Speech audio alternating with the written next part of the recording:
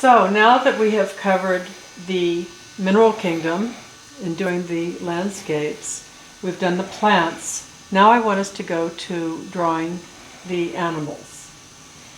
Now, first thing I want to say about coloring the animals is when you pick an animal that you're going to be doing an illustration of, I want you to give some thought about that animal.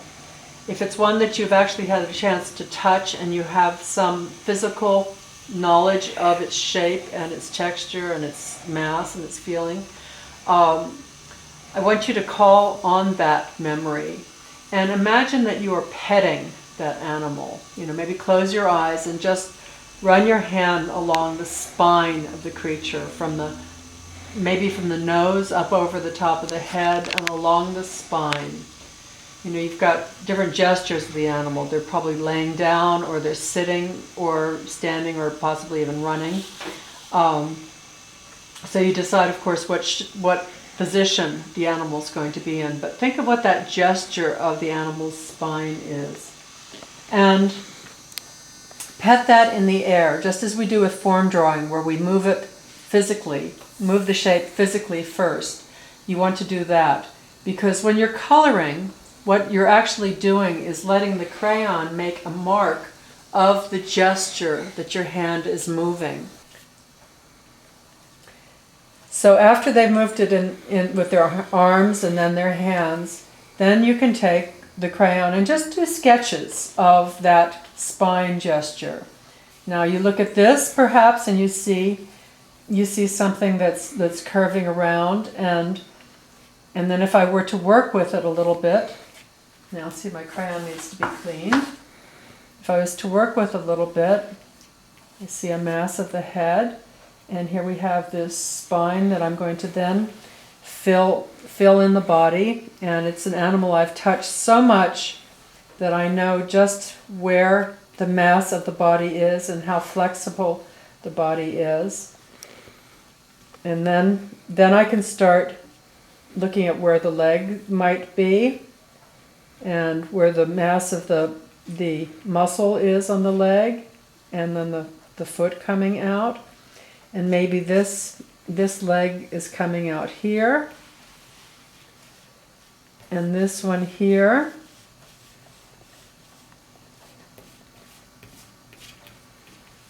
But it all started out with this wonderful gesture of the spine. And I make the nice full tail. And here the head doesn't have to be very detailed.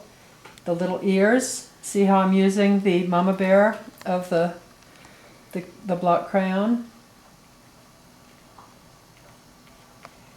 You don't have to do the face, but if you want to just imply where the eye is, you can just do it with shading. And the nose the same, just a little bit darker. The cheek. And there we have a nice pussycat. Don't worry about the color so much. I like to use red a lot because it's such a living, life-filled color. And then you can make it a fat cat or a thin cat or whatever.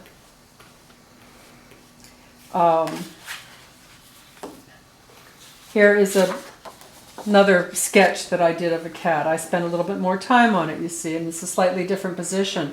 But I started with this gesture of the spine, this wonderful curve, and then brought in the other strokes. Here is a mama dog and her little pups. And now I look at it now and I can say, okay, that's a rather long tail for a dog. And it doesn't matter, it was a mistake. This is just a sketch, and I was playing with it. Now I did something here that I hadn't talked to you about before, and that is using negative space. Here I shaded in the body of the dog and made this darker and left where the dog's nose is much lighter, so it looks like it's coming out in front. This is something that's a little bit intellectual, and a second grader could probably grasp the idea, but I wouldn't start by doing something like that with a first grader. I would make the head perhaps looking down here somehow, more in the way that we had done the cat. And you see the little puppies who are nursing there? Look, they're just these funny little cloud shapes that are just little shmoo kind of things. And that's all that's needed, but it certainly gives the impression. Here we're just worrying about the animals where you see how large they are, the ones that we're sketching here. But I'm still putting in some sort of an atmosphere to sort of contain them. You know, here I did some greenish, you know, with the yellow sort of around them. But it was sort of holding the mother. And this was coming from a story about a pioneer family who was traveling with their dog, and she ended up having little pups, and you know, it was in the back of their wagon.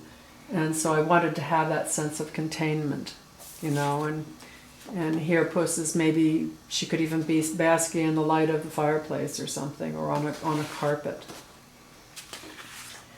Okay, another animal that may be drawn is a horse or a donkey. You know, a lot of the fairy tales and fables have stories with horses and donkeys, and people often balk at the idea of doing something like that. Now, anatomically, this might not be precise, but you know what it is when you're looking at it. And that, again, is what I repeat, that these images need to be impressionistic. It's the impression of a donkey.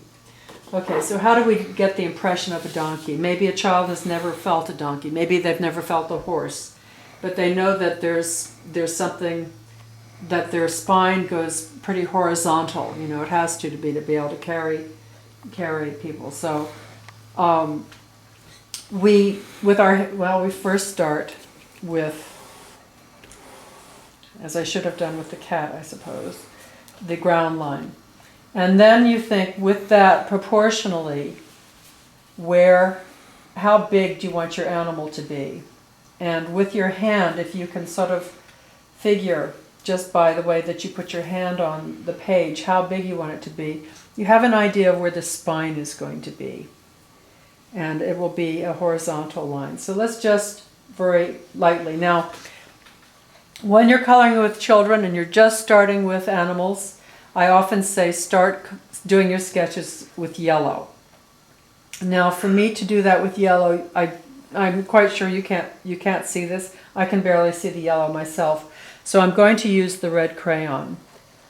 But I suggest you start with the yellow, because then any adjustments, if they make it too big or too small or too short or too long, with the yellow, they get a sense of where the mistake is, and then they can go over it with the red. But here we have, again, using Mama Bear to do the line, which isn't actually a line. We can see that we have the head and the neck and the back. And then, you know, you imagine, okay, what if I stopped it there? Proportionally, how does that look? And it's actually, the back is too short. Sometimes children will make the back way, way out here. I suggest that you very slowly sort of look at it and see, what if I ended it there? No, it's not quite right. How about there? And then you can curve it down across the rump. And you are already quite far ahead if you have that much of a line. So practice those lines, that gesture, as if you were petting the donkey or the horse from the nose and down the neck and across the spine and around the rump. And then we think of the mass of the body. And now is a good time to use Papa Bear. And we bring the mass of the body here.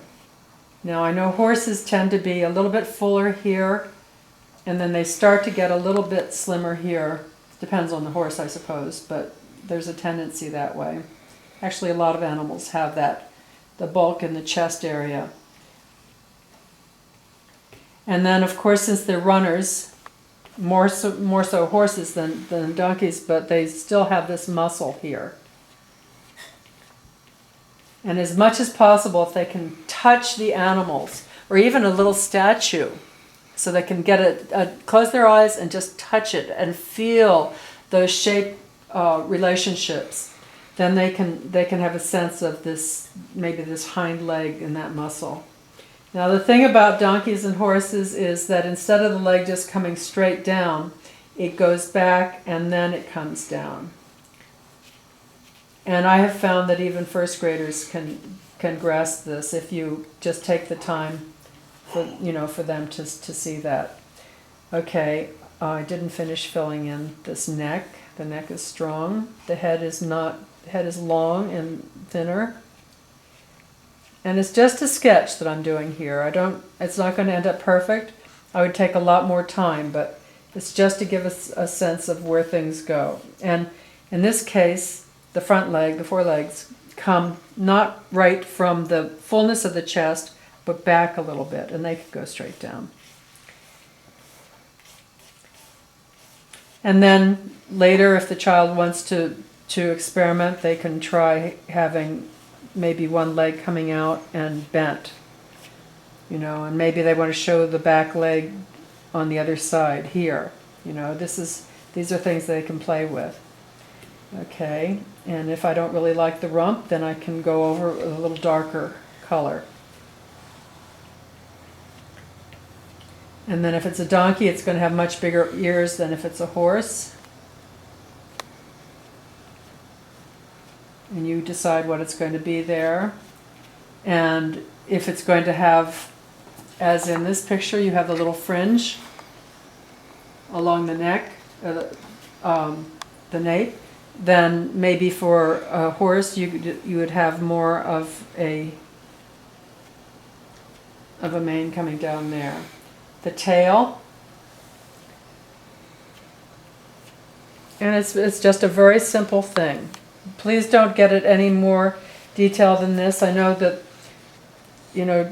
teenage girls have this love for horses and the anatomy of horses and getting all the musculature correct, and that's fine, but with this medium, it's, as I say, it's very impressionistic. Now, this was a very, very simplified sketch of a bear, and this was for first graders. I don't remember the story. It might be Snow White, Rose Red. I would say that the bear's legs are a little bit too long, and what I could have done to correct that is brought the grass up, just with some sort of vertical strokes to hide.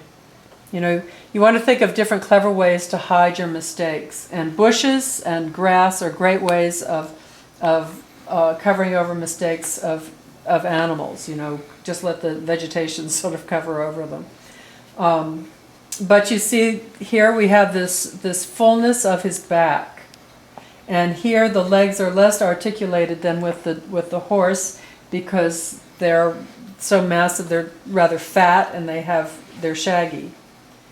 But it says bear, even though it's quite simplified. Now here is a letter G for our golden goose. Again, we have this gesture, which is trying to mimic the letter G, and it's also, of course, the spine of the goose. And you see how very simple it is, and that the legs are going this direction. But this could be, a representation that works for one of the letters. I believe this is in my book, or a version of this. This is a fable, and here again we're showing a bear. This one is more articulated and more detailed. You have even a suggestion of an eye and stuff. This is the bear running away from the beehive. Notice the water, how it has a flowing quality, and it's just a suggestion, but there's that flowing going on, and the grass is just brushed up like that. Notice the tree is so orange.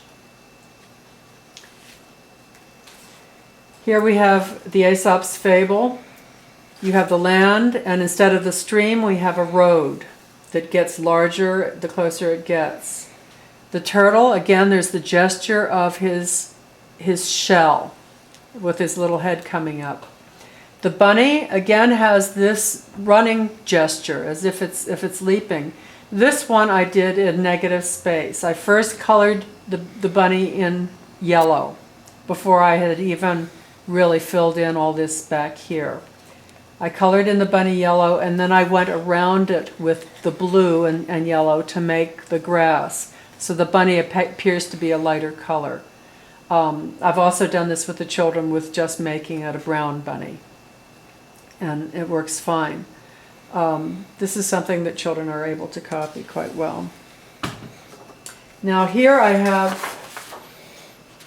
3 different versions of the same picture. And this is, you recognize this from the Aesop's fable about the raven putting the pebbles into the jug. And this one is quite articulated with a lot of detail and shading, which could be difficult for the child to do. And then I simplified it, I guess, this way, and then that one is even more simple. And over here, I believe I have, these are some versions, the ones on top here are some versions of the children's version of the same illustration. You see? So I might have been doing maybe this one. Maybe I drew this picture with the children, and then this is what they came up with. And this will give you an idea of what to expect, you know, from the guidance that you're giving the children. And it's quite clear that this is the raven, and you see how they use the color to make it dark because they didn't have the black to work with. I think the only thing I would have asked of these children, and I'm sure at the point of our lesson we didn't have enough time. And if you're homeschooling, of course, you have the benefit of having a little bit more time. I would have asked for more work to be done to fill in certain areas of these drawings, to give more to the tree or more to the ground around it, or make the little jug a little clearer here. But it's very pleasing to see what these children came up with. The lion. Now, here is a lion and the mouse. This is 2nd grade, and it's just the animals with an atmosphere around it. And just as I had done the cat, I did the lion, except it has the additional mane going there. And the mouse is just, as you see, just a little blip with a tail. So I guided them slowly through this, and here are 2 results, which are charming results. Very similar, and yet each one has its own personality. We have a very fat lion here, and a very stylized lion here, and little sweet little mice. The tail is quite different, but this, I wanted to show you what you might expect, you know, from comparing what you might be guiding them to what they're going to come up with. And then the next time you have them draw a lion, maybe you could just let them try to do it themselves without you guiding them and see. It may be the same, or they might be some differences to those. This is I believe he was a 1st grader who did this little fox by the pond. I have no recollection of showing him how to do the tail so that the white of the tail will show up by doing the negative space, and yet he figured that out himself. And I think this is just a delightful image. We even have some little grasses growing by the pond, and he's quite an animated little fellow. But again, he had the sense of the spine of the fox to start out with, and then his bushy little tail. And here is another animal, and this is a combination of both, of course, the plant life of the forest and of the animal. And here we have this wonderful spine gesture again of him looking back like the goose was looking back, and then bringing the trees up around it. Now, the actual trees that you can see are just these few in the front. The rest are just strokes and the use of the darker color of the crayon to make the darkness of the forest. And then as you see around the deer, I left a lot of light. It's almost that there is almost like light coming in through the forest and looking at the deer. Now there's something about the deer looking back like that that makes you think that he must have heard a snap of a twig or something to alarm him, and that he's turning back. So this picture in its simplicity, just with the trees and the gesture of the deer, is almost telling a story. And I want you to look at that as much as possible and see how your images, in their simplicity, can tell a story.